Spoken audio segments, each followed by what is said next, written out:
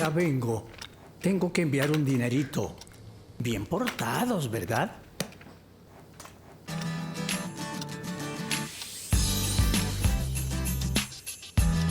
Vaya, ya estuvo.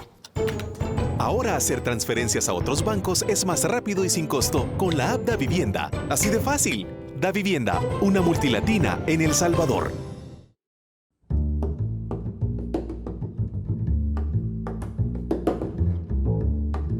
¿Qué tal? Bienvenidos a Focos. Buenas noches. Soy Karen Fernández y estoy en compañía de Alberto Arene, Saúl Hernández y Arisbel Arismendi. Arisbel nos va a estar acompañando todos los domingos por la noche para presentar nuestro análisis de datos de Prisma. Hola, Arisbel. Hola, Karen. Así es. Hoy vamos a presentar la reciente reforma de pensiones que se realizó esta semana y vamos a explicar específicamente en qué consiste la nueva tasa de cotización y cómo esta afecta lo que es la rentabilidad de las pensiones. En Zoom hemos invitado a Nelson Zárate, rector de la Universidad Tecnológica, y a Francisco Cepeda, el director del Centro de Estudios de Opinión Pública, CIOPS, precisamente para analizar los resultados de su última encuesta, cómo evalúa la población al presidente, al gobierno y también a la oposición. Excelente, Alberto. Yo quiero comentarles también a ustedes tres que vamos a estar conversando en Matices con Lorena Peña, presidenta de la Comisión de Hacienda y especial del Presupuesto, y estaremos abordando las recientes reformas que fueron aprobadas al sistema de ahorro de pensiones y al fideicomiso de obligaciones previsionales y cómo esto impacta en la calidad de vida de los trabajadores en su retiro. Esa es parte del contenido de Focos esta noche. Así es, bienvenidos de nuevo y recuerden que pueden seguir esta transmisión a través de nuestra página en Facebook. Búsquennos como Focos Oficial o participen también del debate a través de nuestra cuenta de Twitter, @FocosTV. Hacemos una pausa, ya regresamos. Ya volvemos. La posguerra está agotada. Necesitamos analizar y alumbrar mejor el camino para construir el futuro. Soy Alberto Arene, economista. No solo somos un nuevo programa de opinión, somos una nueva revista de realidad nacional. Soy Karen Fernández, comunicadora. Juntos formamos un equipo de trabajo independiente y comprometido con este momento de la historia. Somos una síntesis entre madurez y juventud para el nuevo impulso del futuro. Soy Saúl Hernández, politólogo. Bienvenidos a Focos.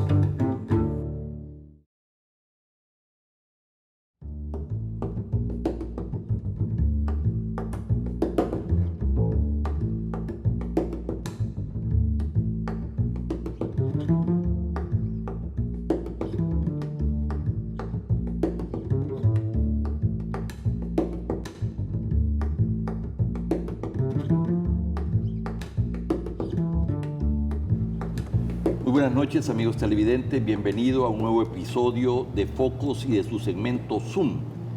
Caída del gobierno, FMLN, estancamiento de Arena. ¿Por qué? Elecciones legislativas y municipales en 6 meses y presidenciales en 18 meses. Hemos entrado ya al proceso electoral del que no saldremos en 1 año y medio. Una de las más prestigiosas centros de investigación de la opinión pública midió y analizó la opinión de la gente el fin de semana pasada. En Focos queremos compartir estos resultados. Para eso hemos invitado a Nelson Zárate, rector de la Universidad Tecnológica de El Salvador, y a Francisco Cepeda, director del Centro de la Investigación de la Opinión Pública Salvadoreña, CIOPS, a quienes les damos la más cordial bienvenida. Buenas noches, qué bueno tenerlos. Buenas noches, Alberto, y un saludo a todos los televidentes. Igual un saludo. Al estudiar los resultados de esta amplia y profunda encuesta que ustedes han realizado, he escogido 5 temas principales para este programa. En primer lugar, la profunda caída del gobierno y de su partido, que podría verse agravada con la ruptura de con Nayib Bukele. En segundo lugar, el estancamiento de Arena, que no capitaliza la caída del gobierno. En tercer lugar, el repunte de Carlos Calleja en la encuesta. Cuarto lugar, ¿podría quedarse el FMLN sin un candidato competitivo para las próximas elecciones presidenciales? Y finalmente, ¿qué tan popular es Nayib Bukele? Comencemos entonces con la primera parte de este programa, hablando de que esta efectivamente pareciera ser la mayor y más profunda caída en las encuestas de un gobierno, tal vez no de su partido, en el último cuarto de siglo. Y la pregunta también es si esto se va a agravar con la ruptura con Nayib Bukele y con el ajuste fiscal para lo que queda del gobierno.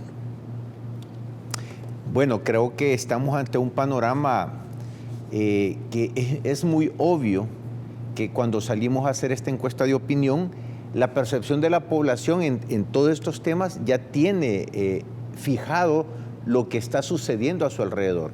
El tema de la delincuencia, el tema de la economía, el tema de los diputados, el trabajo de los diputados de la Asamblea Legislativa, es algo que ha permeado en el pensamiento de las personas y posiblemente todas las acciones que el gobierno haya o no haya hecho han influido en esta opinión y en esta caída que se percibe a través de los resultados de nuestra investigación. La gente está percibiendo mala economía, la gente está viendo que la delincuencia se ha incrementado, la gente no evalúa bien el trabajo que hacen los diputados, la gente no evalúa muy bien el trabajo de las figuras políticas que por naturaleza tienen que liderar el país. Eso nos da una opinión de la población, que es lo que nosotros hemos recogido en nuestra encuesta. Lo que hemos hecho quizás es venir a verificar científicamente, a comprobar científicamente lo que en el ambiente se percibe. Un clima de inseguridad, un clima de una economía que está deteriorándose cada vez más y tenemos fuerzas políticas que la gente no las percibe bien. Pero estamos hablando de unos datos con un peso muy grande. Se está hablando de que la delincuencia, en las percepciones de que se empeoró, que aumentó la delincuencia es 61.9. Ya había 27.6 que se le agrega, estamos hablando de 88.5. Estamos hablando de una situación económica que la gente dice regular el 27.8%, pero que mala dice el 69.4% para un total de 97.2%. Pareciera que las cifras son peores en el orden de magnitud y en los porcentajes.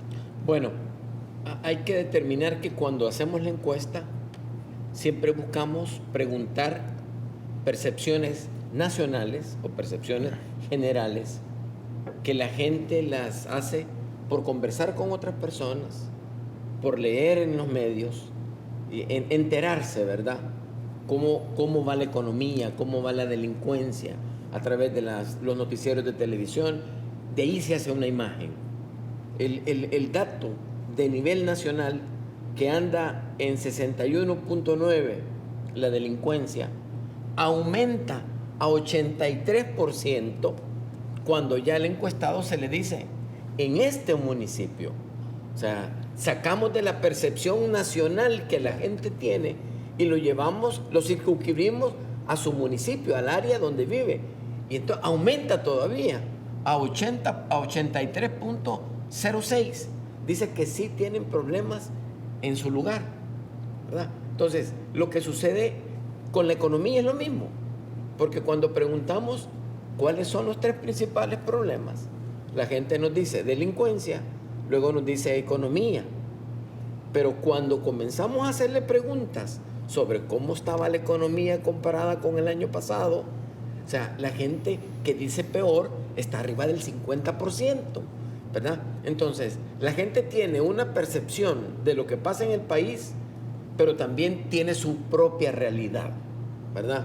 O sea, hicimos diferentes preguntas. Por ejemplo, la situación económica se puede ver afectada por un bajo salario o se puede ver afectada por el desempleo, que realmente esta es la causa del problema que tiene nuestro país. Entonces, cuando nosotros le decimos a la gente, usted tiene familiares desempleados, nos dice casi un poco más del 51%. Sí, en mi hogar, o sea, esa pregunta... 54%. 54%. No es percepción de las estadísticas que dice el gobierno o de lo que se pueda comentar los tanques de pensamiento. No, él lo está viviendo. El 54% dice, yo tengo un familiar en mi casa que no tiene empleo. Y hay gente que no tiene uno, hay gente que tiene dos, hay gente que tiene tres. Así es, ¿verdad? 33.8% para quien tiene dos personas, sí. Y quien ha estado más de un año desempleado, casi 60%. Eso lo que refleja es que este problema no es de este año, ¿verdad? Estos son problemas de mediano y de largo plazo.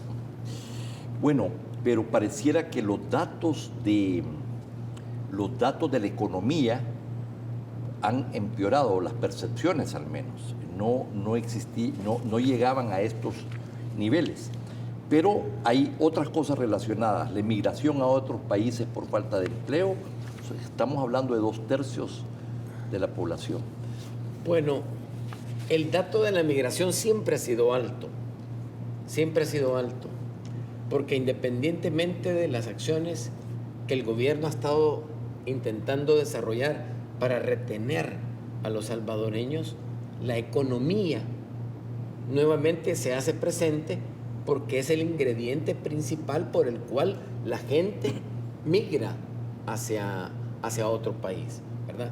Entonces es cuando la gente comienza a darnos más elementos a nosotros, que si bien el problema principal es la delincuencia, el que le afecta más directamente en su hogar, en su casa, es el costo de la vida, es el desempleo, la disminución de los subsidios que también apareció en la encuesta. Entiendo que esto es algo nuevo, ¿verdad? Sí. Porque ya es resultado del ajuste económico. Totalmente. Es más del 60% la gente que dice que se ha visto afectada por la disminución de los subsidios. El gobierno le ha llamado focalización, ¿verdad? Y yo quisiera entender que el gobierno en parte tiene razón cuando dice de que hay ciertas gentes que están aprovechando un subsidio pero que no lo necesitan. El problema es que cuando se hace el recorte para las personas que no lo necesitan, es mayor la cantidad de gente que sí lo necesita y que se ve afectado, porque es más del 60% la gente que dice que se ha visto afectado. Hay una medición sobre el desempeño del presidente que ustedes han afirmado que nunca había estado tan bajo como ahora, y al mismo tiempo hay una pregunta sobre el FMLN debe seguir gobernando. Bueno, históricamente que hemos venido evaluando a los presidentes, la gestión presidencial sobre todo, en los últimos años hemos tenido promedios raspados, promedios que andan a 5.50, pero esta ha sido en la historia del Centro de Investigación la calificación más baja que se le ha dado a un presidente. Pero creo que es consecuente con toda la medición que hemos hecho. Que es de 4 puntos. 4.0. Me llamó la atención también en la encuesta de la prensa gráfica, creo que fue más o menos no la última, sino la de febrero de este año, ante la pregunta de que la gente no quería que Arena regresara, era 68% que regresara al gobierno, y el Frente no quería 60 o 62% que el Frente no regresara, siguiera gobernando. Sí. Mientras que en el dato de ustedes aparece con 70%. Es correcto, 7 de cada 10 personas entrevistadas dicen que no quieren que el gobierno del FMLN o el FMLN siga gobernando el país. Esto es una situación que compromete realmente sobre todo las promesas electorales. O sea, ¿por qué se da esta situación? Cuando nosotros evaluamos en la encuesta de opinión cuáles son esas promesas electorales que el gobierno puso en su plataforma electoral, estamos hablando que del 100%, aproximadamente abajo del 18% dicen que sí. A excepción de la agricultura. A excepción de la agricultura, que tiene que aparecer la agricultura con el 25% sí, aproximadamente que dicen que sí. Pero en promedio el 80-81% de las personas dicen que el gobierno no ha cumplido las promesas con las que fueron electos en su periodo de campaña electoral. Pero bueno, a pesar de estas cifras tan serias, diría yo, tan duras, esta caída enorme en la evaluación del presidente y del gobierno, lo que estamos viendo es que Arena no capitaliza. Y por el otro lado, el FMLN no pareciera, al menos todavía, tan afectado con esta caída del gobierno en las encuestas. Lo que pasa es que también podemos ver que en el ámbito político, en la opinión pública, el gobierno se ha desgastado por sus propios problemas de gobierno, pero también el partido de oposición ha tenido serias críticas con los presidentes señalados, que por cierto, es decir, no eran mal evaluados, eran bien evaluados, pero ahí tenemos las consecuencias, ¿no? Hay presidentes que han sido muy bien evaluados, pero andan huyendo, ¿verdad? O están en otras condiciones. Entonces, realmente el partido de oposición ha sido desgastado desde otro punto de vista. Me explico, la percepción de la población es que realmente no tenemos un partido de oposición que haga peso y continuamos siempre con el mismo voto duro de ambos partidos, que son los que sostienen en este momento a la clase política que nos está gobernando y que está haciendo de oposición. Bueno, la preferencia por Arena es del 25% y por el FMLN del 22.4% en términos generales, pero hay datos para diputados y para los alcaldes. Bueno, yo quisiera regresar a la pregunta de si considera que el FMLN debería de seguir gobernando el país. 22.4% dijo que sí, que es el mismo 22.4% que tú acabas de mencionar que obtuvo de votos el FMLN. Ese es el voto duro. O sea, la línea vertical que tiene el partido FMLN del voto fiel es más consistente que el de los demás partidos políticos y que el de Arena. Esa verticalidad lo permite, ¿verdad? Ahora, la gente que dice que no debería de seguir, que suma 70%, de ese 70%, 50% no va a votar. Ya. Es gente que está inconforme, que lo expresa, pero que no participa en el proceso electoral. Entonces, los partidos lo saben. Los partidos siempre han hecho sus cálculos. En el 2012 votó el 48.7%. En el 2015 votó el 48.2%, ¿verdad? Son legales, pero no son legítimos, ¿verdad? Porque no están votando por ellos la mayoría. Pero todos estos números y todos estos cálculos ya están hechos por los partidos políticos. Vamos a ver, en términos de la encuesta tenemos para diputados el FMLN 20%, Arena 24.8%, gana 8.2%. Para alcaldes el FMLN 22.2%, Arena 23.8%, gana 7.5%. Y en San Salvador, el FMLN para diputados 20.6%, Arena 27.6%, alcaldes 26% FMLN, 24.7% Arena. Estos son los datos precisamente ya para el Gran San Salvador, ¿verdad? Esa es una votación que se hizo, nosotros le damos una papeleta a los entrevistados para disminuir eso de que el voto es secreto, ¿no? Entonces ellos votan por una bandera donde están todos los partidos políticos, una papeleta donde están las banderas de los partidos políticos. Pero el dato nos está llevando a una reflexión más grande para los partidos políticos. Realmente ellos están manteniendo la línea de su voto duro, como dice el ingeniero Zárate. Están manteniendo su voto duro. ¿Qué quiere decir eso? Que no hay, además de esa gente que esté enamorada, entusiasmada, que tenga una visión diferente de los partidos políticos. Así es. ¿Verdad? Entonces, tenemos a los mismos contendientes, con los mismos resultados. La gente no se decanta por ninguno de los dos. No tenemos aquí un gran ganador. No tenemos un partido político que realmente arrase con la opinión de las personas y que represente una verdadera esperanza para este país. Ese es el verdadero mensaje que nos están mandando a la población. De acuerdo. Vamos a ir a un corte comercial, no nos cambie, ya regresamos.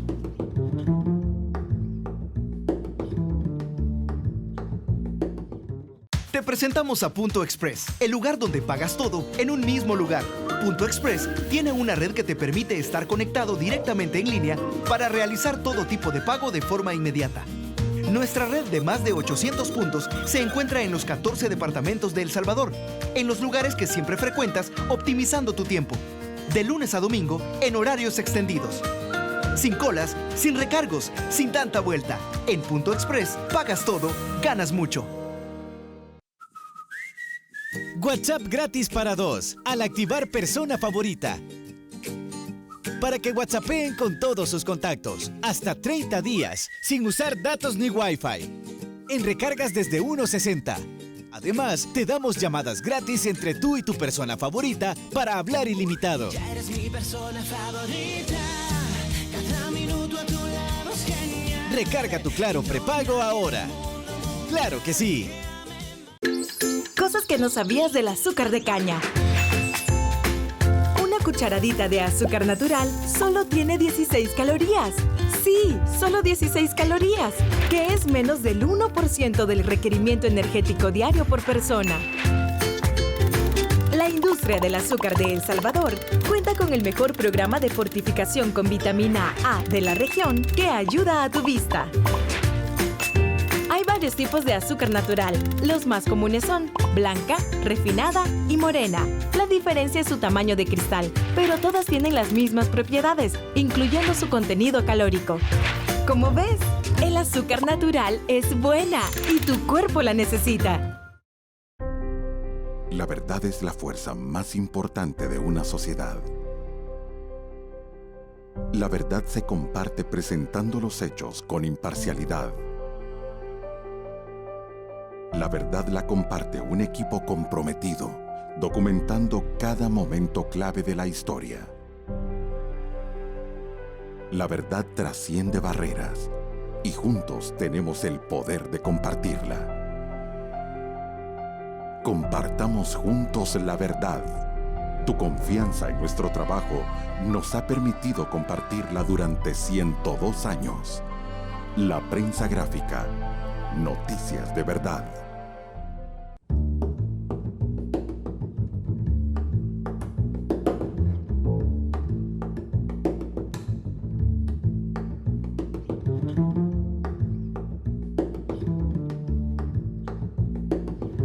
Estamos conversando con Edson Zárate, rector de la Universidad Tecnológica de El Salvador, y con Francisco Cepeda, director del Centro de la Investigación de la Opinión Pública Salvadoreña, CIOPS, precisamente sobre la última encuesta que se dio a conocer esta última semana. Cuando nos fuimos al corte, estábamos precisamente analizando de que el enorme desgaste del gobierno no se ve reflejado en la caída del FMLN en las preferencias. ¿Cómo se explicaría esto? Bueno, realmente no hablemos totalmente de preferencias, porque hablamos que es una línea dura la que está votando por el frente. No hay personas nuevas que se decanten por eso. El frente, por un lado, en su gestión de gobierno y en su gestión como partido político, está mandando un mensaje desde el gobierno y desde la Asamblea Legislativa. Por ejemplo, el 81% de las personas opinan que los diputados de todos los partidos políticos, por ejemplo, están legislando para intereses propios. Ese es un dato que es muy interesante porque la población no ve un paladín en la Asamblea Legislativa. Sí, pero en el caso del gobierno, el presidente Sánchez Serén en la segunda vuelta ganó por más del 50%. Ese es un porcentaje que era su voto duro, no fue un gane arrollador, fue un gane que en segunda vuelta que fue por pocos votos. Bueno, tuvimos el caso que estaban pidiendo un recuento de voto por voto. Recordamos esa historia. Pero es importante ver que en la Asamblea Legislativa, que es de donde emanan, por ejemplo, todas las leyes, el gobierno que las aplica en un momento determinado, las personas no ven, el 60% de ellos no ven ningún partido político. que tenga una característica positiva que nosotros les presentamos en una. Entonces, esos son indicadores que en este momento nos encontramos, por supuesto, con una clase política que está en este momento polarizada en la sociedad. Pero me estoy centrando precisamente en el FMLN. Ahora quiero hacer referencia a que no existe tampoco una correlación entre el enorme desgaste del gobierno y las preferencias por Arena. Es decir, Arena pareciera que no capitaliza este desgaste. ¿Por qué? Esto hay que verlo de dos perspectivas. Una es que el FMLN tiene una agenda cuando participa en los medios en que justifica que los problemas que se están dando nacieron en las administraciones de los gobiernos de Arena.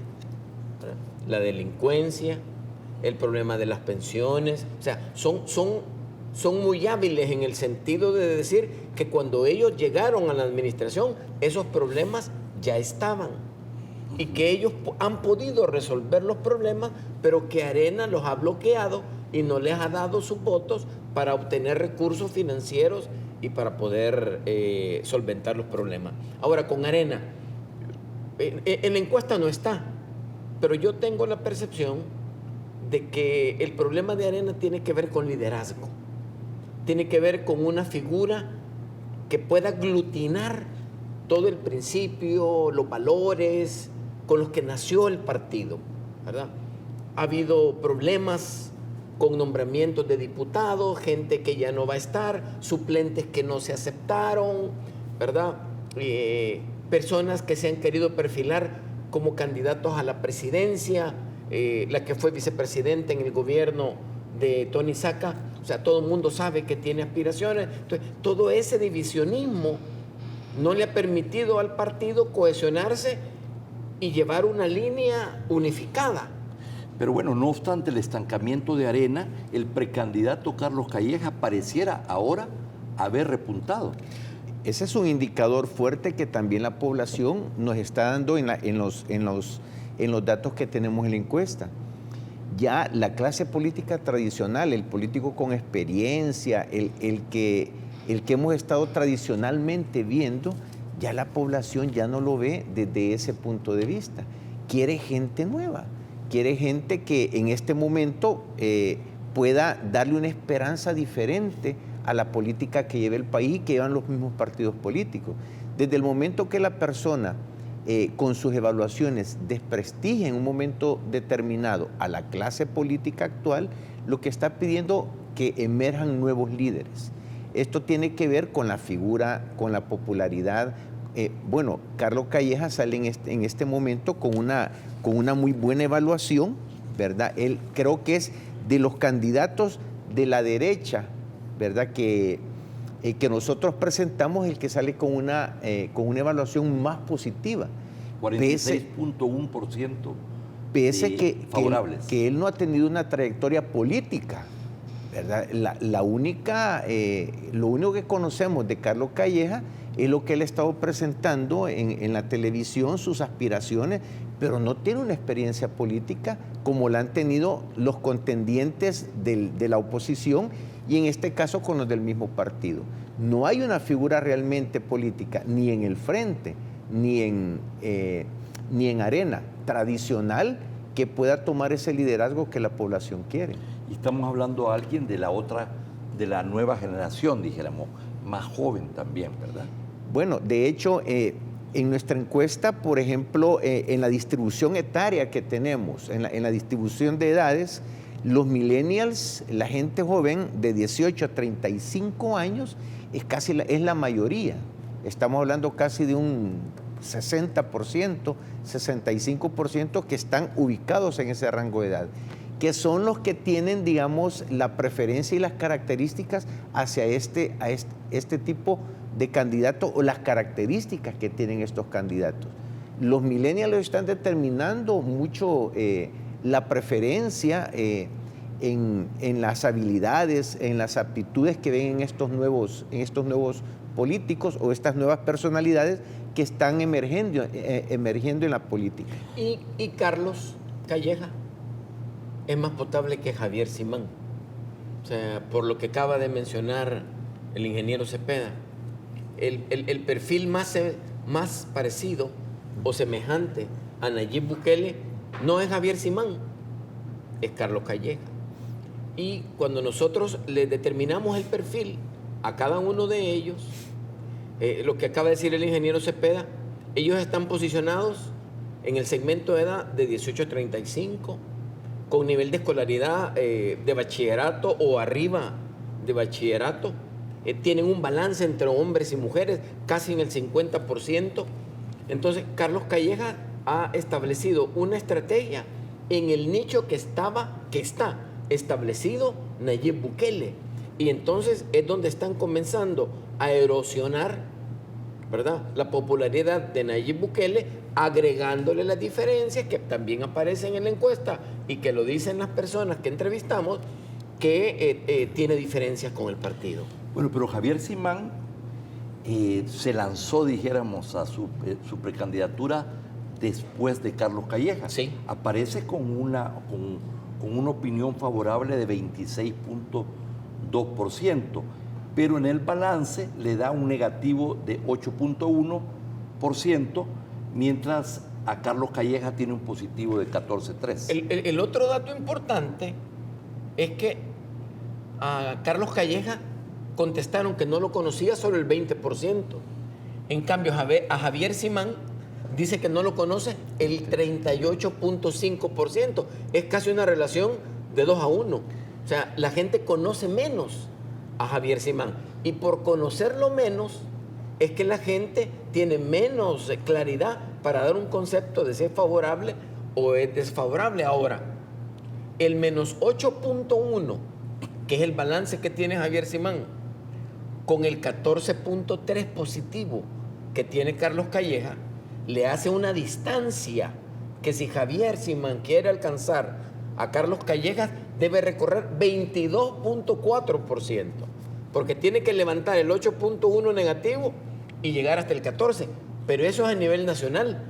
Pero cuando vamos a buscar la muestra que hicimos extra en San Salvador, Carlos le tiene una diferencia de casi 27 puntos.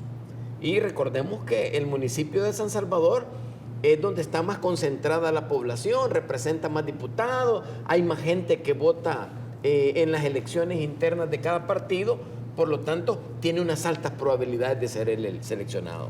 Bueno, el otro tema que tenemos que hablar es cuando uno analiza la situación de los potenciales candidatos del FMLN, pareciera que no hay ahí ninguno, ¿verdad? A excepción de Nayib Bukele, que tiene opiniones favorables. Me gustaría que analizáramos eso, porque al ver este cuadro, sobre todo si Nayib Bukele no va a ser candidato del Frente a partir de esta ruptura que ahora se profundiza, uno se pregunta si podrá quedarse el FMLN sin un candidato competitivo para las elecciones presidenciales del 2019. Bueno, esto es muy relevante porque Nayib Bukele tiene un balance de 38.6%. Parece ser que comparando con los candidatos o con los personajes que podrían ser potencialmente candidatos, le lleva una diferencia abismal. Medardo tiene menos 31.2%, pese a que es el secretario general del partido, que está al frente del partido, que la gente lo conoce, y Óscar Ortiz, que es el vicepresidente, menos 19.8%. Sin embargo, en esta situación, más adelante nosotros hacemos una pregunta, que si qué es más importante cuando la persona vota, si el candidato, si el partido o ambos. El 44% dice el candidato, el partido sobre el 9%, y el 45%, casi igual que el candidato, dice el candidato y el partido. O sea, es decir, que va a ser necesario que exista posiblemente una buena correlación entre el candidato y el partido. Y hoy por hoy, como están los resultados, Nayib es el candidato potencial para el FMLN. Que tiene 61.6 de preferencia. De opinión favorables. favorables. Pero claro, también tiene unos negativos que lo llevan entonces al final a un balance del 38.6%. Del 38.6%. Mientras que Carlos Calleja esté en favorable de 46.1%. Bueno, esto me lleva a al último tema.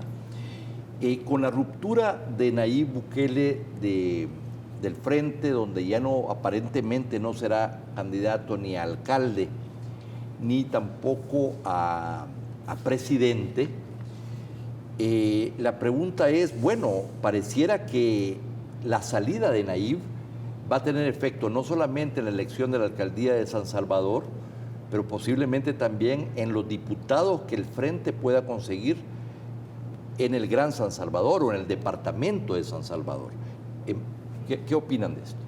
Bueno, es siempre importante la figura del candidato, ya sea para diputado, para alcalde o cuando son presidenciables, cuando se unen las dos elecciones. Siempre hay un porcentaje que vota, muy importante, que vota por el candidato y por el partido. Es decir, si está existiendo no esa posibilidad, porque creo que abiertamente, como que hay una ruptura. Creo que al FMLN le va a estar duro buscar un candidato que tenga la popularidad y el peso que tiene Nayib Bukele en este momento en la opinión pública de aquellas personas que no solamente son el voto duro. Pero mi pregunta es muy específica. Vamos a ver, ¿la salida de Nayib va a afectar la elección de candidato a alcalde para el FMLN? Ya veremos quién va a ser. ¿Y va a afectar el número de diputados que puede tener por San Salvador? Bueno, le doy un dato que no está en esta encuesta, pero que en años anteriores la hemos preguntado. El 50% de los votos que obtiene un diputado se los debe al alcalde, porque el diputado va por todo el departamento, ¿verdad? El alcalde es en un municipio específico y muchas veces el candidato a diputado no alcanza a visitar todos los municipios.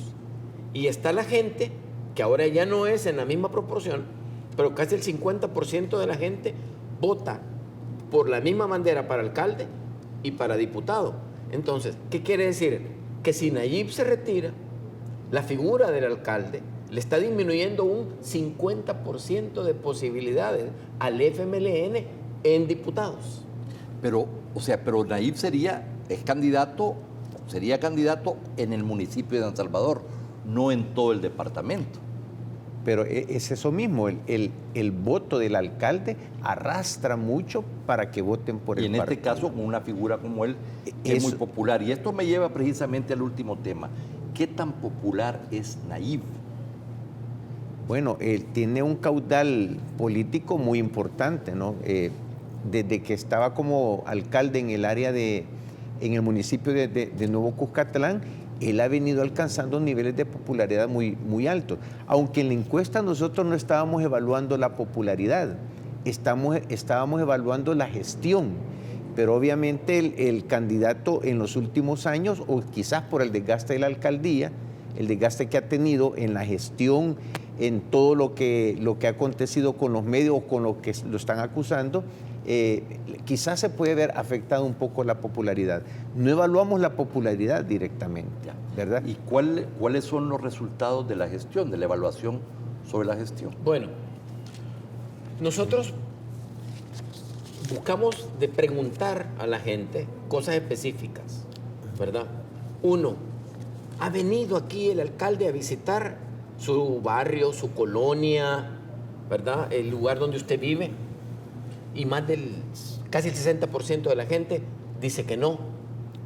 Entonces, la medida que puede tener la gente para evaluar el desempeño del alcalde no es sobre lo que está haciendo directamente sobre su barrio, su colonia o donde él vive.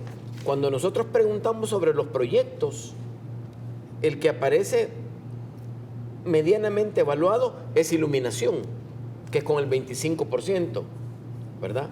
Luego viene reparación de calles, ¿verdad? Que anda en menos del 20%. Pero cuando uno entra a temas que tienen que ver con el centro propio de San Salvador y uno le pregunta por las vendedoras ambulantes o le pregunta por los mercados, esos datos son bien bajos. Andan entre el 12 y el 9%, que eso la gente quiere que tengan una resolución, ¿verdad? Porque es un problema que el alcalde anterior lo tomó como bandera y comenzó a resolverlo. Pero todo lo que se había logrado en esa administración se perdió. Pero pareciera que estos hallazgos, estas evaluaciones sobre aspectos particulares de su gestión no se verían todavía reflejados en las encuestas. Sí, no. ¿Verdad?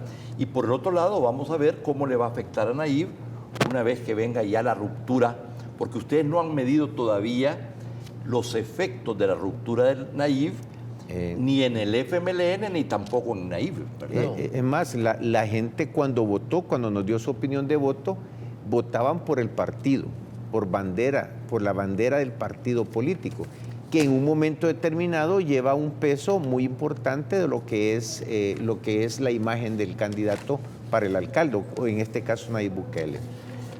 Bueno, ha sido muy interesante, nos falta por supuesto tiempo, pero creo que hemos analizado a partir de los resultados de la encuesta aspectos centrales para esta carrera que ya comenzó, y este es el punto de partida. Espero tenerlo de nuevo cuando el proceso electoral avance para ver un poco cómo ha evolucionado. Quiero agradecerte, Nelson, y también a ti, Francisco, el haberme acompañado esta noche. A la orden. Muchas gracias, Alberto. A ustedes, muchas gracias, amigos televidentes. No nos cambie, viene el segmento Prisma.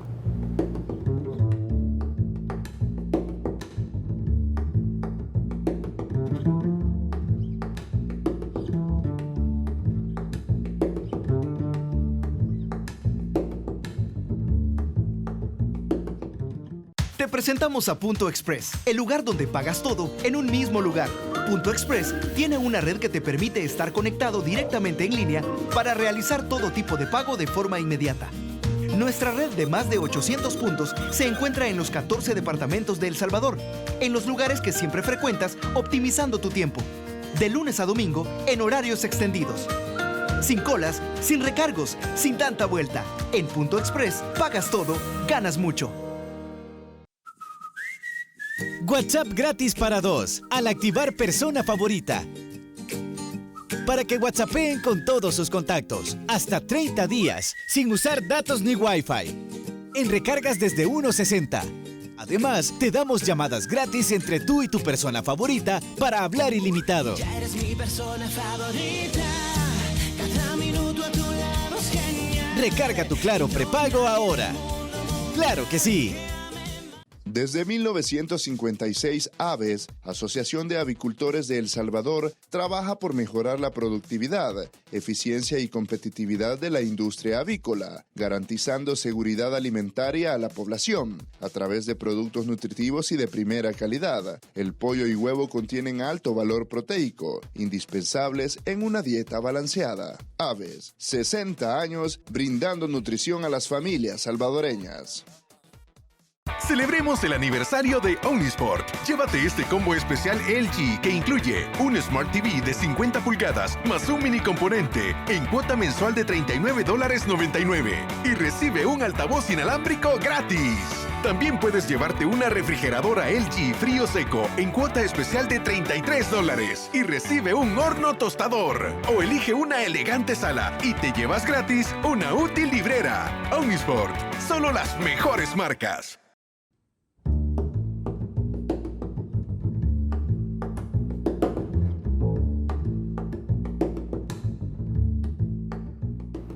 El jueves pasado, finalmente, las 5 fuerzas políticas lograron un acuerdo y con 74 votos a favor, aprobaron una serie de reformas a la Ley del Sistema de Ahorro para Pensiones, SAP. El presidente de Arena, Mauricio Interiano, declaró en Twitter que se sentía orgulloso de ser parte de la defensa de los ahorros de los trabajadores, y Norma Guevara, jefa de bancada del FMLN, dijo que habían logros significativos y que eran oportunos para evitar un colapso del sistema. Inmediatamente a su aprobación, el presidente Sánchez Serén informó en redes sociales que las reformas habían sido sancionadas. Pero ¿cuáles son los nuevos cambios que se introducen en la normativa? Hoy, en Prisma, intentamos responder esta pregunta. De acuerdo al decreto aprobado, la tasa de cotización aumenta del 13% al 15%, con un aporte de 7.25% de los trabajadores y 7.75% de los empleadores. Es decir, cada uno debe aportar 1% más. Pero, a diferencia de la normativa vigente, la totalidad de ese porcentaje no se destinará a las cuentas de ahorro individual de los trabajadores y al pago de la comisión y el seguro que se dirige a la AFP, sino que parte de ella financiará una cuenta de garantía solidaria que servirá de fondo para pagar, entre otros beneficios, las pensiones mínimas de vejez o por longevidad, es decir, aquellas que usted recibirá después que sus ahorros en la cuenta previsional se hayan terminado. De acuerdo al artículo 78 de la ley, a la tasa de cotización se le aplicarán modificaciones de manera transitoria. Esto quiere decir que durante 2017 y 2018 el trabajador colocará 7.25% íntegros en su cuenta de ahorro y el empleador tan solo 0.75%, para sumar un total de 8%. Es decir, del 15% que se ha anunciado como la nueva tasa de cotización, el trabajador solo aportará a su cuenta de ahorro un 8% por los próximos 2 años. ¿Qué ocurre con el otro 7% que le corresponde aportar al empleador? Entre 2017 y 2018, 5% se destinará a la cuenta de garantía solidaria y 1.9% para el pago de los contratos de seguro de invalidez y para el pago de la comisión que cobran las AFP por administrar las cuentas de los trabajadores. Conforme pasa el tiempo, los aportes de los empleadores a esta cuenta de garantía solidaria irán decreciendo, pasando del 5% en 2017 a 2% en 2050. Y finalmente, a partir de ese año, el trabajador percibirá en su cuenta de ahorro individual un total de 11.1% de la aportación. Es decir, en 33 años, un trabajador salvadoreño recibirá la totalidad de la tasa de cotización prometida mediante su cuenta individual de ahorro para pensión. Ahora bien, surge la pregunta, ¿cuánto recibirá de pensión un salvadoreño y cuándo? Fuentes consultadas por Focos y que fueron parte de la discusión de la reforma de pensiones explicaron que, por ejemplo, una joven de 25 años con un sueldo actual de $700 va a acumular, con una inflación estimada en 2% y una tasa de rentabilidad en 6%, un aproximado de $133.000 en su cuenta individual en 30 años. Entonces, a sus 55 años recibiría una pensión mensual de $535.79. Sin embargo, otros economistas consideran que este cálculo es optimista. El jueves pasado también se reformó la ley del fideicomiso de pensiones y se estableció que los certificados de inversión previsional ahora tendrán 5 años de gracia a 30 años de plazo y recibirán al final 6% de interés. ¿Cuándo se activaría la pensión mínima? Esta misma joven, al tiempo que acumularía su ahorro individual, también acumularía un aproximado de $107.000 en la cuenta de garantía solidaria, si aplicamos la distribución transitoria de la tasa de cotización. Sin embargo, y de acuerdo a los artículos 110, 116 y 147, ese dinero lo recibirá también en renta programada y con la misma pensión antes establecida, pero 20 años después de agotarse su saldo en la cuenta individual, es decir, a sus 75 años. Pero si consideramos que la esperanza de vida de los salvadoreños es en promedio de 73 años, puede que esta joven no logre disfrutar del total del dinero que acumuló durante su vida laboral en este fondo solidario. Y la normativa solo establece devoluciones por fallecimiento para la cuenta individual. La cuenta de garantía solidaria también se usará para pagar las pensiones mínimas por invalidez y sobrevivencia y otros beneficios de los afiliados al sistema público. Esto es todo en Prisma. Ya volvemos con más de Focos y su entrevista Matices.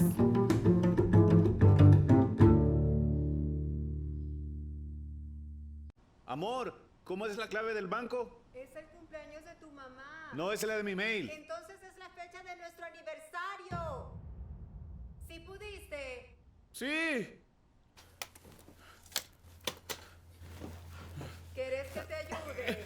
No, tranquila, amor, tranquila. Se te olvidó, ¿verdad? Ahora puede recuperar su clave o asignar una nueva desde la app Davivienda. Así de fácil. Davivienda, una multilatina en El Salvador. La verdad es la fuerza más importante de una sociedad.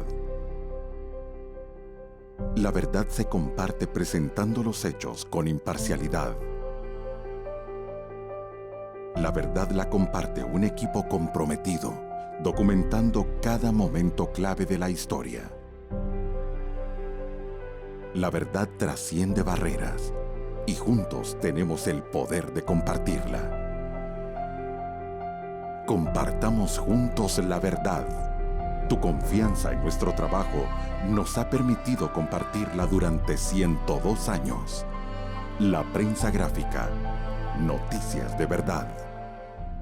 Celebremos el aniversario de Omnisport. Llévate este combo especial LG que incluye un Smart TV de 50 pulgadas más un mini componente en cuota mensual de $39.99 y recibe un altavoz inalámbrico gratis. También puedes llevarte una refrigeradora LG frío seco en cuota especial de $33 y recibe un horno tostador. O elige una elegante sala y te llevas gratis una útil librera. Omnisport, solo las mejores marcas.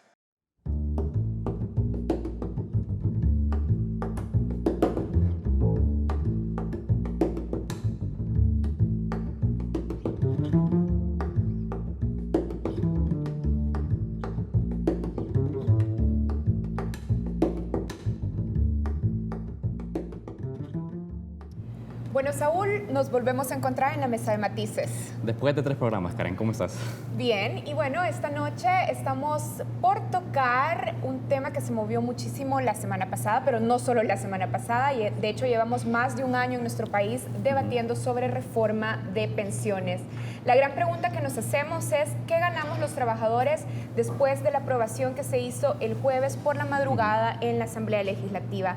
Es importante decir que con 74 votos se aprobó una serie de reformas al sistema de ahorro de pensiones. También esa misma madrugada se aprobaron reformas a la ley del fideicomiso de obligaciones previsionales. Con estas enmiendas, el Estado salvadoreño logra salir de su situación de iliquidez para el pago de sus compromisos con los pensionados. Pero hay que recordar que esas reformas también incluyen una leve reducción de la comisión que las AFP cobran por el manejo de los fondos de pensiones. También incrementan la tasa de cotización al 15%, Karen, y crean una cuenta de garantía solidaria con fondos de los cotizantes, pero también una parte del Estado. Esto para el pago de prestaciones de longevidad, vejez, invalidez, certificados de traspaso, entre otros más. Saúl, el mismo jueves por la madrugada también se autorizó al ministro de Hacienda, Carlos Cáceres, por un endeudamiento de $168 millones. ¿Para qué? Bueno, para ajustar el presupuesto del año 2017, o sea, del año en curso. Además, hay que recordar que por una sentencia de la Sala de lo Constitucional para el ejercicio fiscal 2018, el ministro de Hacienda debió equilibrar ingresos y gastos. Y ya se ha presentado el viernes de la semana pasada el proyecto de presupuesto del año 2018 que refleja la necesidad de deuda por $550 millones. También hay que decir que el proyecto de presupuesto muestra un incremento de 11% con respecto al del año en curso. Así es. Hoy nos preguntamos cómo queda la situación fiscal en el país con estas reformas al sistema de pensiones recién aprobadas y sobre todo qué beneficios concretos derivan para los trabajadores, tal como lo ha señalado. ¿Será suficiente para cubrir el histórico déficit fiscal en El Salvador? Son algunas preguntas que tenemos esta noche a Lorena Peña, presidenta de la Comisión de Hacienda y Especial del Presupuesto. Buenas noches, bienvenida a Focus. Buenas noches. Bueno, la aprobación de la reforma al sistema previsional tiene por objetivo resolver la insostenibilidad que se genera en el sistema privado a partir de la privatización de las pensiones. De hecho, para pagar pensiones del sistema privado, el gobierno, por ponerte un ejemplo, este año tendría que haberse endeudado aproximadamente en $550 millones solo para pagar compromisos de los pensionados del sistema de ahorro privado, dado que el ahorro privatizado nunca es suficiente ni siquiera para las bajas tasas de pensiones que hemos tenido. Y por otra parte, habían sentencias de la Sala de lo Constitucional que quitaron el financiamiento de las pensiones y del pago de los certificados de inversión previsional, de manera que la crisis se había hecho más grande. Excelente, nos ha dado un contexto. Este es un contexto clave para decir que la reforma va como en dos sentidos. Resolver la crisis del sistema previsional no resuelve la fiscal, pero por lo menos la va a golpear en menor escala, y para mejorar las prestaciones que los mismos cotizantes reciben producto de sus cotizaciones, de sus ahorros. Ahora, diputada, vamos por esta última parte. Sí. Usted decía mejorar los beneficios que los trabajadores reciben. Queremos empezar hablando de eso. Uno de los principales aspectos que el FMLN ha estado argumentando es que con la propuesta que el gobierno había presentado originalmente hace más de 1 año y medio, el trabajador ganaría mayor rentabilidad. Por ejemplo, si se comparaba con la propuesta que presentó la ICP, la Iniciativa Ciudadana de Pensiones. Con la reforma recién aprobada, han ganado o han perdido rentabilidad los fondos de nosotros, de los trabajadores. Bueno, la reforma que hemos hecho ya no es hija de esas dos, sino de la última propuesta del FMLN y la última propuesta de Asafondos a través de los partidos de derecha. Es decir, que viene siendo sobrina de esas que tú me has dicho. Es importante decir de que el centro del debate era el siguiente. La propuesta de la derecha partía de que los jóvenes iban a pagar el déficit previsional que generan los jubilados actuales. Y por eso ellos les decían, coticen 15, pero el ahorro va a ser 8.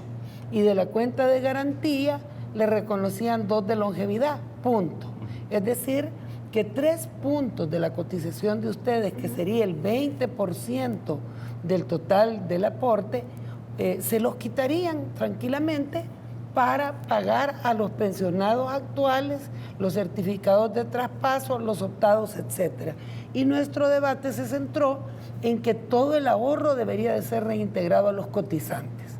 Ese fue un punto, quizá el único punto inamovible que tuvimos hasta el final y que lo logramos finalmente, porque el gobierno honrará el aporte que va a hacer a la cuenta solidaria cada trabajador y habrá una cuenta nocional, un registro de tus aportes a ese fondo colectivo y un registro de su rentabilidad. Una pregunta, diputada, necesito aclarar En algo. este sentido cierro la idea, sí sube tu cotización, sube tu ahorro y por lo tanto tu pensión. Usted ha dicho la propuesta de ICP contemplaba tener ese 3% y no devolverlo a la cotización, al fondo total del cotizante. Fue el debate, bueno, si ustedes ven la plenaria, el doctor Parker mete al final un papel que es el 116B.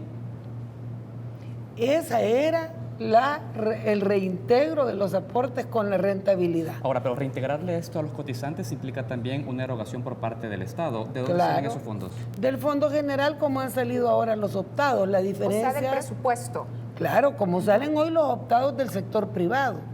La diferencia es de que no todos se van a retirar el mismo año.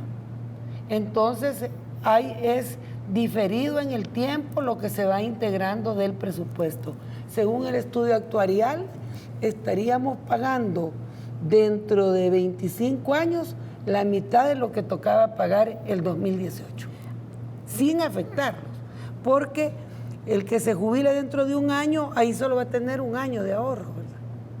De alguna manera la deuda se traslada a las futuras generaciones porque van a ser las que te van a tener que Así pagar. es, igual que lo hicieron cuando privatizaron, solo que estaba soportado sobre toda la población y la derecha quería que ahora ustedes pagaran solitos los 4.000 millones de déficit y por eso necesitaban quitarles semejante cantidad de ahorro sin reconocérselas y la pensión hubiese caído en un 25%, de 10.8 a 8.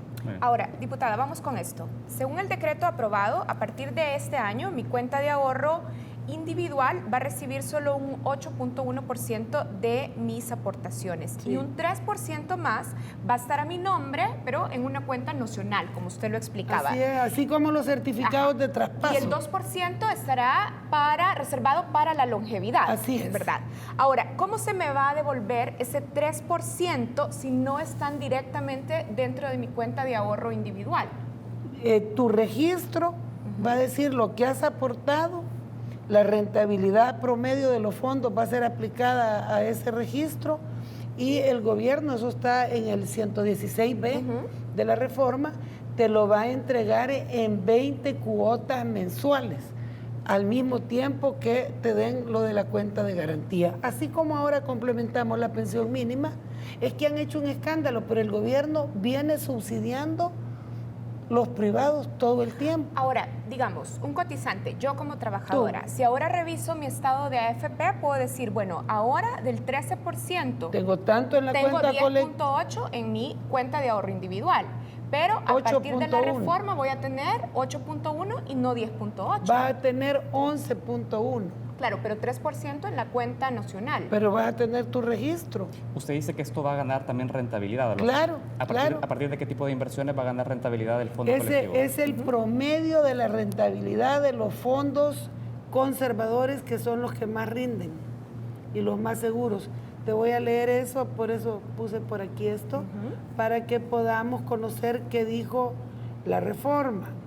Vamos a ver, aquí, 116. Claro, nuestra intención es poderles explicar también a los trabajadores. Es decir, que la gente en realidad va a tener su ahorro completo, porque va a tener 2 para la longevidad y 8.1 y 3 en los primeros 20 años. Aunque el 2 de la longevidad, se va a recibir luego de 20 años cuando se hayan agotado los fondos de mi cuenta de ahorro individual.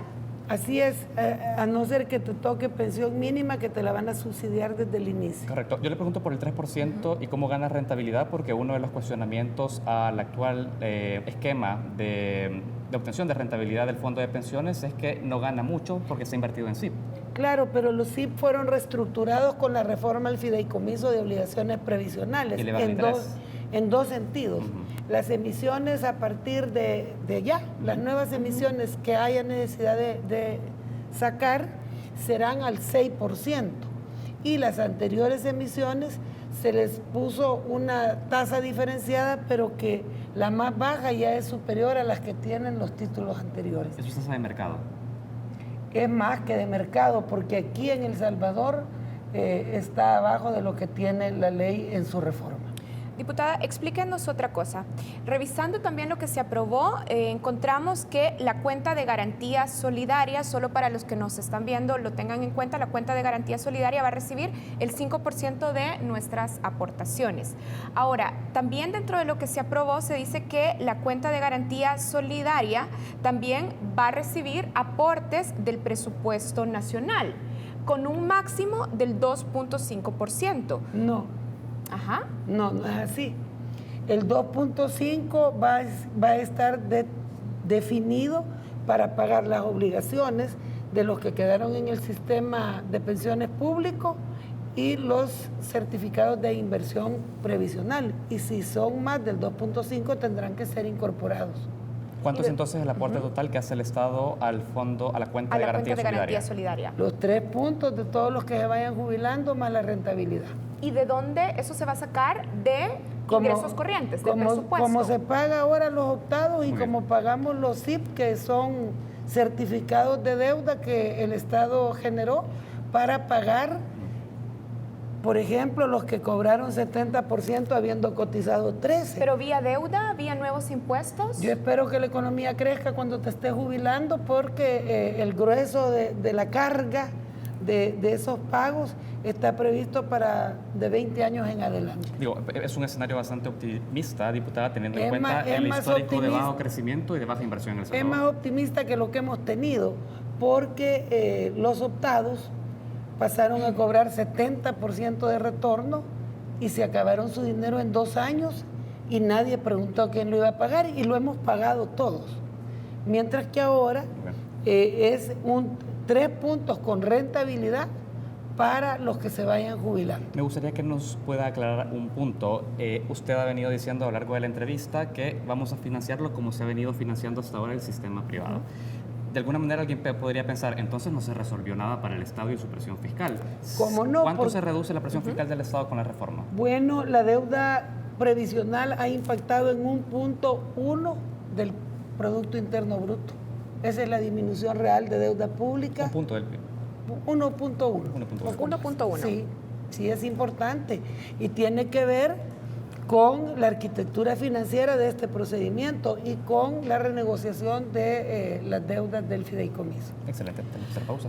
Tenemos que hacer una pausa. Cuando regresemos vamos a seguir platicando con la diputada Lorena Peña. Hay que tener en cuenta que el jueves por la madrugada se aprobaron con 74 votos reformas a la ley del sistema de pensiones. Estamos tratando de comprender cuáles son los cambios fundamentales, pero también tratando de explicar a los trabajadores, a nosotros los trabajadores, cómo impactarán estos cambios sobre nuestros ahorros y sobre nuestra pensión al jubilarnos. Hacemos una pausa, ya volvemos.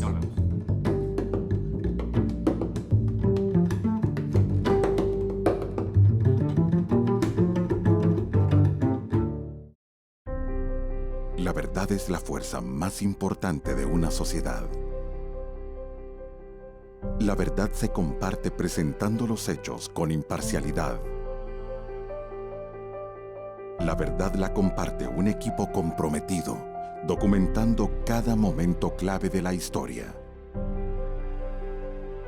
La verdad trasciende barreras y juntos tenemos el poder de compartirla. Compartamos juntos la verdad. Tu confianza en nuestro trabajo nos ha permitido compartirla durante 102 años. La prensa gráfica. Noticias de verdad. Cosas que no sabías del azúcar de caña. El azúcar natural produce energía al instante y esa energía no se transforma en grasa. El azúcar natural es buena y como cualquier otro alimento, debe formar parte de una alimentación balanceada. Nuestro cerebro necesita diariamente al menos un 20% de energía proveniente de carbohidratos como el azúcar natural. Como ves, el azúcar natural es buena y tu cuerpo la necesita.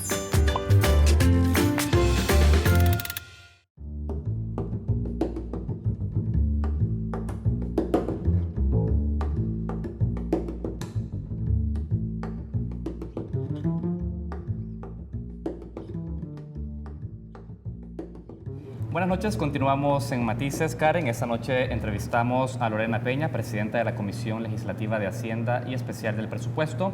Estamos hablando sobre las recientes reformas al sistema de ahorro de pensiones en nuestro país, también reformas al fideicomiso de obligaciones previsionales. Diputada, una pregunta. Uno de los debates importantes que el Estado tenía con esta reforma era poder tener un alivio ante esta crisis de liquidez que el presidente de la República anunció en octubre del año pasado.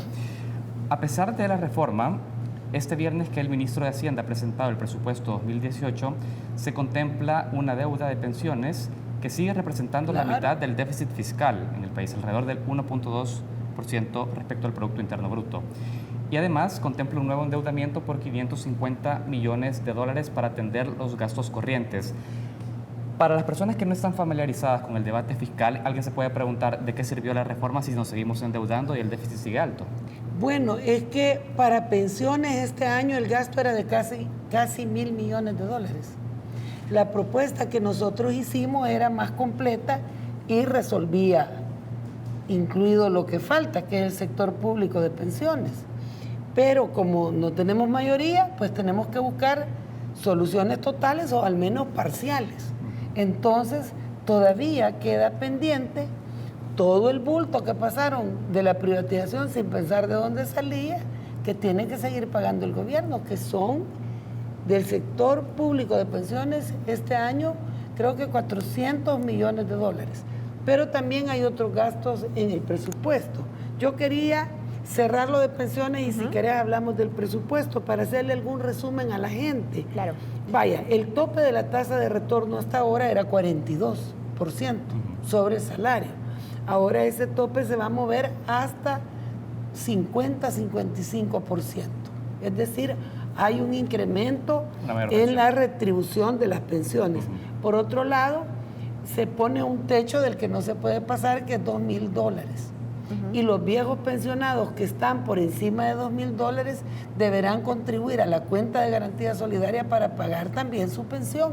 porque son pensiones que se dieron desvinculados de la realidad del país y también de lo que ellos ganaban. De esta manera no se hace una regresividad dentro de ese fondo solidario. Sí, se ha reducido la regresividad, digamos, ¿verdad? Porque al poner un techo de 2.000, ya no va a haber de 3.000, de 2.500, etcétera. Otro tema importante, me parece a mí, es de que se garantiza que la pensión no caiga hasta la mínima en el caso de agotarse la parte de la cuenta de garantía solidaria, porque para eso está la pensión de longevidad. El otro tema para mí importantísimo es el incremento de la rentabilidad, que prácticamente se va a duplicar o triplicar en los próximos años, y eso va a acumular más al ahorro de los trabajadores y las trabajadoras. Son puntos importantes que yo quería señalar. Y hay otros de menor cuantía, pero que hay que valorarlos, como que se ha abierto la posibilidad de que la gente que no se jubila pueda accesar al seguro social. Bien, antes de hablar sobre otros detalles del presupuesto también que se presentó a finales de la semana pasada, queremos hablar sobre algunas reformas pendientes dentro del sistema de pensiones. Fundaungo, de hecho, ha señalado que el mayor reto que enfrenta nuestro sistema de pensiones es la baja cobertura. Por ejemplo, Fundaungo señala que basándose en cotizantes, solo entre el 25 y el 28% de la población económicamente activa está cubierta por el sistema. Esto es preocupante porque significa que la mayoría de la población salvadoreña, si no está protegida por el sistema de pensiones, está avanzando hacia una vejez sin ingresos seguros. ¿Por qué no se promovieron medidas específicas para incorporar a nuevos beneficiarios del sistema de pensiones? Bueno, esto tiene dos aristas. Una, de que el mercado laboral impacte en esto. Es decir, se necesita mayor empleo formal para poder tener mejores salarios y posibilidades de ingresar a un sistema de pensiones de estas características. Pero es que no se puede hacer nada de las políticas públicas. Te completo la idea. Luego, el sector informal presentó junto con los trabajadores una propuesta de pensión universal. Ahora, nosotros consideramos que eso requiere un estudio aparte, para que no salga peor el remedio que la enfermedad. ¿En qué sentido? ¿Qué otras implicaciones tiene formalizar al sector informal? Debe ser estudiado adecuadamente, ¿verdad? No sea de que pongamos un mecanismo que al final, en vez de beneficiarles, les dificulte. Una pregunta. Por eso CONAMIPE y Hacienda están haciendo un estudio que es prácticamente bajo la formulación de monotributo, que pueda dar. ¿Está este estudio ahora vigente? Lo están haciendo. ¿Hay fecha para poder dar alguna respuesta? No sé qué fecha tienen, pero sé que ya lo han iniciado, ¿verdad? Porque es el tema de la seguridad social, el tema de un tipo de pensión y, por supuesto, que eso va a implicar que les controlen ingresos, IVA y si es más de $500, renta. Entonces, todo eso tiene que analizarse. ¿Qué pasa con las pensiones no contributivas? Por ejemplo, un esquema que pueda armonizar las pensiones donde hay cotizantes y aportan a un fondo y aquellas personas que no pudieron obtener un trabajo, personas que están en extrema pobreza y que necesitan algún tipo de alivio en la vejez. Eso va a requerir una reforma fiscal y no solo previsional, porque para pagar una pensión a los que no cotizan habrá que generar impuestos para pagar esas pensiones. Ahora, diputada, también gran parte del discurso del FMLN está orientado a criticar el papel de las AFPs, pero dentro de lo que se propuso no había ninguna medida que incluyera incorporar, por ejemplo, competencia al sistema en beneficio de los cotizantes. ¿Por qué no? Bueno, es que la competencia depende de la extensión del mercado. Y aquí hubo más AFP y quebraron, porque nuestro mercado laboral es muy pequeño. Sin embargo, nosotros creemos que hay varias cosas pendientes. Uno es la extensión de la cobertura, tal como tú lo has dicho. La mayor competencia, pero que habrá que ver en qué condiciones se da con un mercado laboral tan pequeño. La otra es mayor equidad de género, porque no hubo cambios con enfoque de género en esta reforma. ¿Por qué no se tocaron? Porque no dio la correlación de fuerzas, ¿verdad? Nosotros teníamos una propuesta más completa, pero 31 contra 53 no siempre logran todo. 31 somos nosotros. Y en esto de equidad de género te quiero puntualizar dos cosas que deben ser resueltas. Una, que cuando las mujeres tienen licencia por maternidad, y entra el Seguro Social a pagarles, no cotizan para las AFP. Y hemos extendido la licencia a 4 años. Entonces ellas pierden, a 4 meses. Entonces las mujeres pierden 4 meses de cotización cada vez que tienen un hijo. Ese tema deberá ser resuelto. Y el otro, que me parece que ni todas las mujeres estarán muy de acuerdo, pero es de reflexionarlo, que al tener una edad de retiro menor que los hombres, obviamente ahorramos menos, la pensión es menor y eso impacta pues en nuestra calidad de vida posterior. ¿Usted estaría de acuerdo con equiparar las edades de retiro? Me parece que sí, aunque como los hombres se mueren más rápido que las mujeres, es estadístico, no es que yo, ¿verdad? Porque se estima que el 45% de los hombres no pasan de los 80 años, pero el 75% de las mujeres sí. Entonces ahí ellas se van a beneficiar más del fondo de longevidad, pero faltan estas reformas. Sí. Y el otro tema es equidad, porque si bien pusimos techo de $2,000 y le hemos puesto, digamos, una cotización a los que tienen las pensiones de $3,000, de $4,000, todavía es muy lejano pensiones mínimas de $207 contra quien puede ostentar.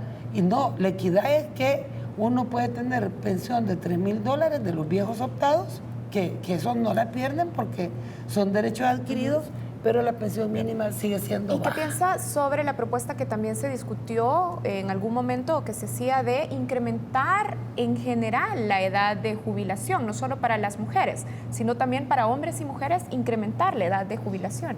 La reforma dejó un mecanismo para evaluar eso, que es el comité actuarial, y se ha planteado que cada 5 años habrá una revisión y para valorar si se puede incrementar gradualmente la edad, pero en un tiempo que no pueda ser mayor a 1 año cada 5 años. Perfecto. Diputada, yo hace unos minutos le preguntaba por la pensión básica universal e integrarla al sistema de previsión del país. Usted me decía eso requiere una reforma fiscal. Hablemos de eso.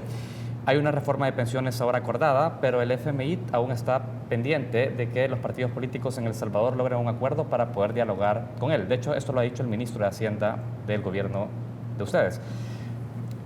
Dentro del esquema se establece un ajuste fiscal del 3% respecto al PIB y dentro de esas medidas el FMI ha recomendado un aumento del IVA en 2 puntos, una medida que el ministro de Hacienda el 23 de agosto en un evento de Funde señaló que estaba completamente de acuerdo.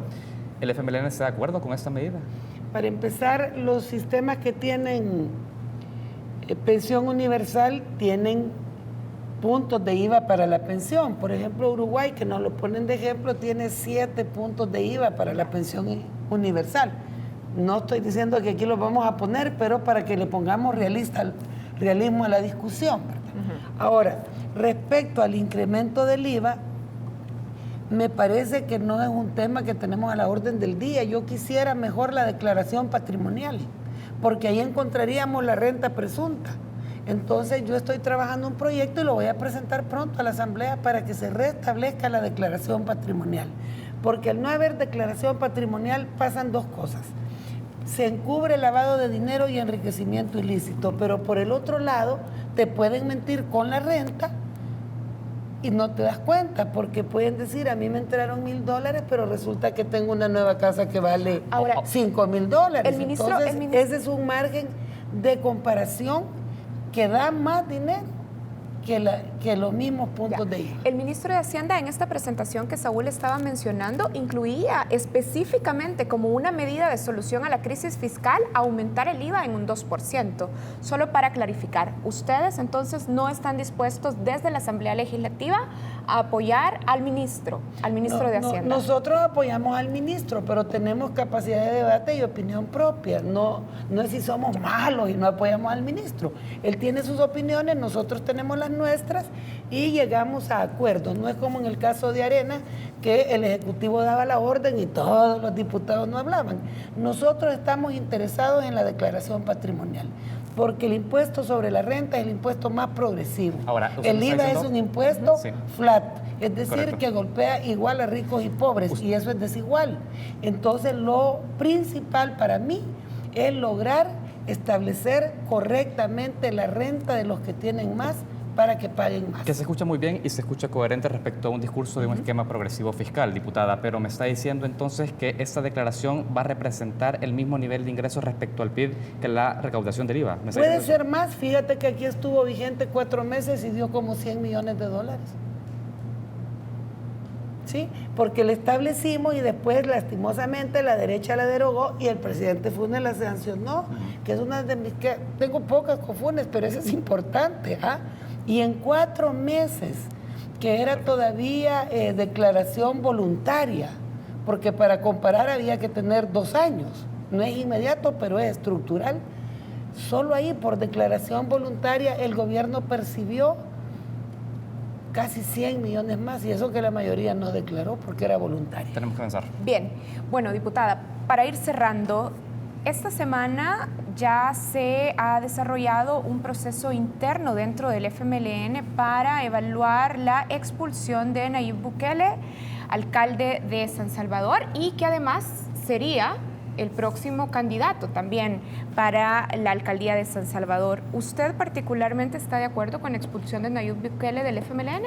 Mire, como ahorita ya está el proceso del Tribunal de Ética, no le podemos estar haciendo arengas de qué tiene que hacer.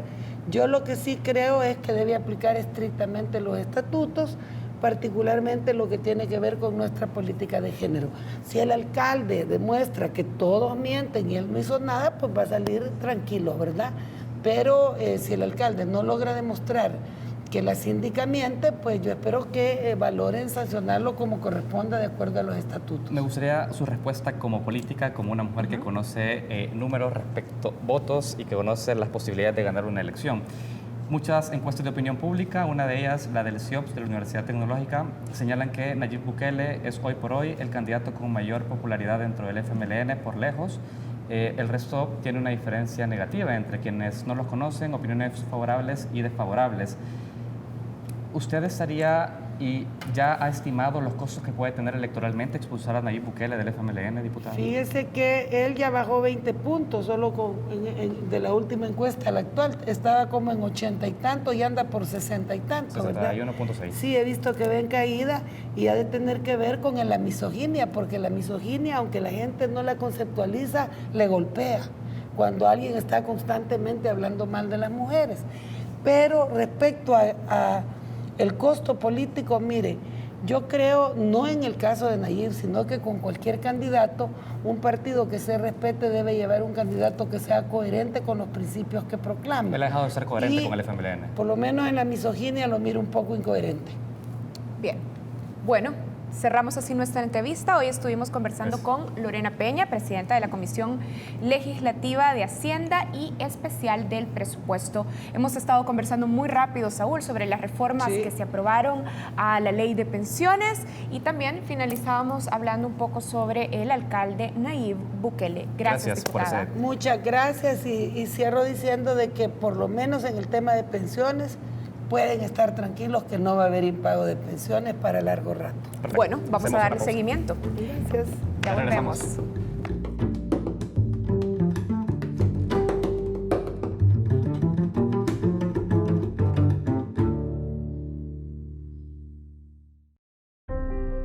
La verdad es la fuerza más importante de una sociedad.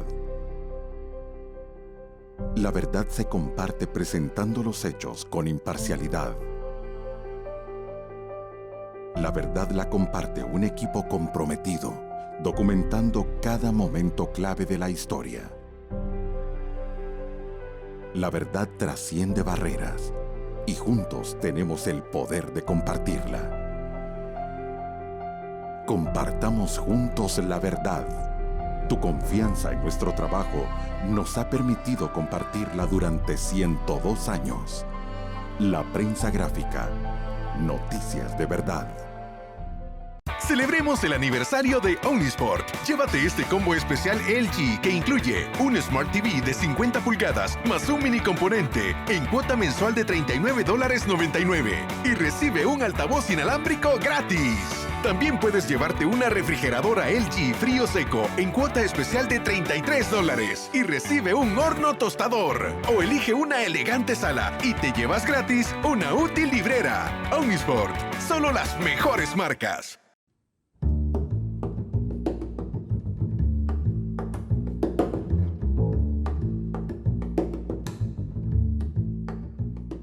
Buenas noches, bienvenidos a Reflejos, el segmento de análisis internacional de Focos. La corrupción en los países del Triángulo Norte es una realidad que limita el desarrollo de nuestros pueblos. Su penetración en las instituciones públicas ha representado altos costos económicos y sociales.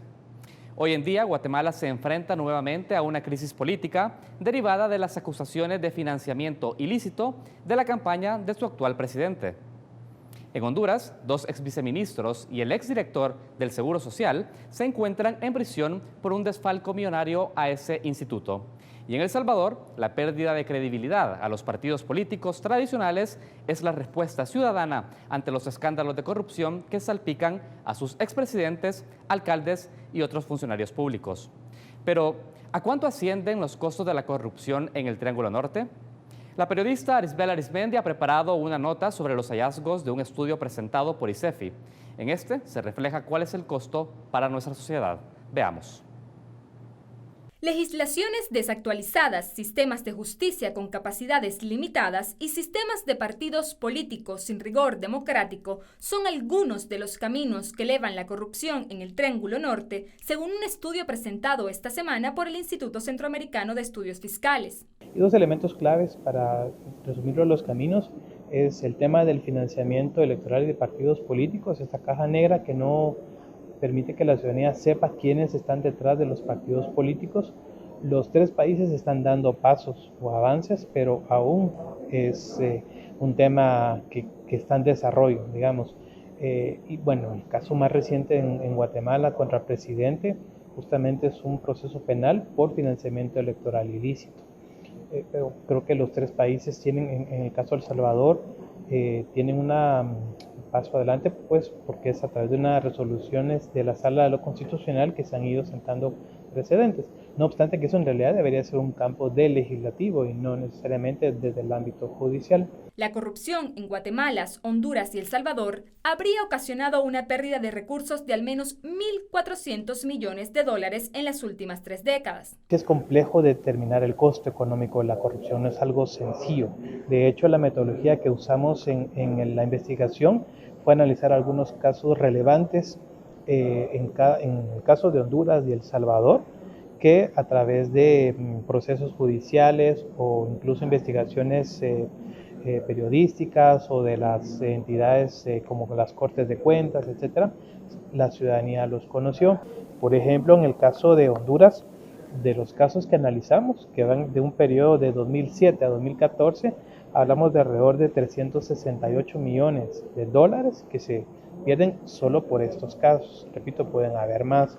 En el caso de El Salvador, analizamos casos que van de 1989 a 2014 y estos que analizamos y que describimos en el libro, hablamos de $550.9 millones. En el caso de Guatemala, retomamos el estudio que hicimos en 2015 y que ahí se concentró en la medición, en el presupuesto de ese año. Y para citar un ejemplo, en ese año hablábamos también de 550 millones aproximadamente vulnerables a la corrupción. En el caso específico de Guatemala, el estudio señala que la corrupción de los últimos 10 años no permitió que más de 1 millón de personas recibieran atención médica por accidentes y violencia. Algunos de los casos estudiados revelan, además, que el sector privado se ha convertido en cómplice y partícipe de la corrupción en la administración pública. En Guatemala, recientemente, uno de los casos que se descubrió este año, se llama Construcción y Corrupción, permitió conocer ya frente al juez que algunos empresarios de la construcción explicaran que sí, pagaban sobornos o reconocimientos económicos para que les pagaran deudas que tenían de contratos previos o para la adjudicación de nuevos contratos. Aquí la pregunta es, este es un esquema que ya venía funcionando de hace años y solamente hasta que tuvieron que ir a rendir cuentas a un juez, lo explican. Entonces uno se pregunta por qué es que no lo denunciaron antes. La investigación concluye que la corrupción en Honduras se centra en el gobierno central. En El Salvador es más aguda en las municipalidades, pero en Guatemala se presenta en todos los niveles de los poderes públicos.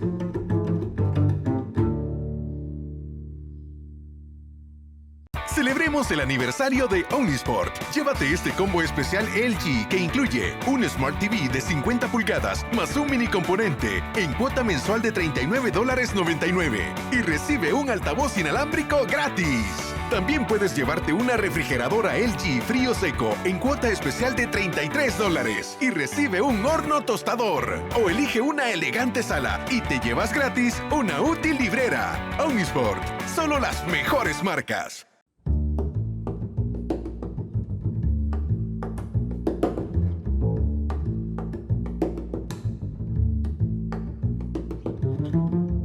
Carlos Cañas nace el 3 de septiembre de 1924. Considerado el precursor del arte abstracto en El Salvador. Su prolífica obra se expresó en diferentes corrientes artísticas a través de los años, como el cubismo, el surrealismo y el arte abstracto. Desde niño mostró una sensibilidad especial hacia la naturaleza y el arte. En su juventud se rodeó de pensadores como Salarrué y Alberto Guerra Trigueros. Para 1945, el maestro Cañas lideraba el grupo de jóvenes artistas denominado Los Independientes, de raíces proletarias, quienes querían que tanto el arte como la pintura fueran tomadas en cuenta en todos sus aspectos culturales, sociales y económicos. Ellos se oponían a los académicos, en su mayoría alumnos de Valero Lecha, que tenían, según estos jóvenes, una forma anacrónica de practicar el arte. Estudió en la Escuela Nacional de Artes Gráficas del Salvador y en 1944 egresó como profesor de dibujo, pintura e historia del arte. En 1950 viajó becado a Madrid gracias a las gestiones de Raúl Contreras. En España se formó en la Real Academia de Bellas Artes de San Fernando, donde, según él mismo confesó, aprendió los valores del humanismo y allí también conoció a su esposa Carmen Gutiérrez. Durante su carrera pictórica, Cañas retomó una variedad de estilos e influencias, las cuales fueron retratadas en obras con matices precolombinos y principalmente en el arte abstracto de los años 60 tras su retorno de España. Ya en El Salvador fue catedrático en la Universidad del Salvador, donde se desempeñó como profesor de la Escuela de Arquitectura. También ejerció el cargo de director del Centro Nacional de Artes, CENAR, entre los años 1996 y 2001. Su obra contiene además la temática política y una etapa colorida entre las que destaca el mural del plafón de la gran sala del Teatro Nacional. El maestro Cañas expresó en una oportunidad: el arte de la pintura lo encuentro como el grito que se reúne a otros gritos. A través de sus obras, el maestro Cañas denunció violaciones a los derechos humanos, como la serie Testimonios, que retrata el allanamiento militar a la Universidad del Salvador, y el cuadro Zumpul, en memoria a las víctimas de esa masacre ocurrida en el departamento de Chalatenango. En el año 2012 fue reconocido con el Premio Nacional de Cultura. El maestro Carlos Cañas falleció el 14 de abril de 2013. En el empeño por la conservación de nuestra memoria visual, el Museo de la Palabra y la Imagen ha realizado exposiciones sobre su obra en el Museo Marte, en el Museo Regional de Occidente y en el 28 aniversario de los Mártires de la UCA, la Universidad Centroamericana presenta la muestra Carlos Cañas, Testimonios, compuesta por obras del maestro que habían permanecido desconocidas. como un justo reconocimiento a su obra inmortal.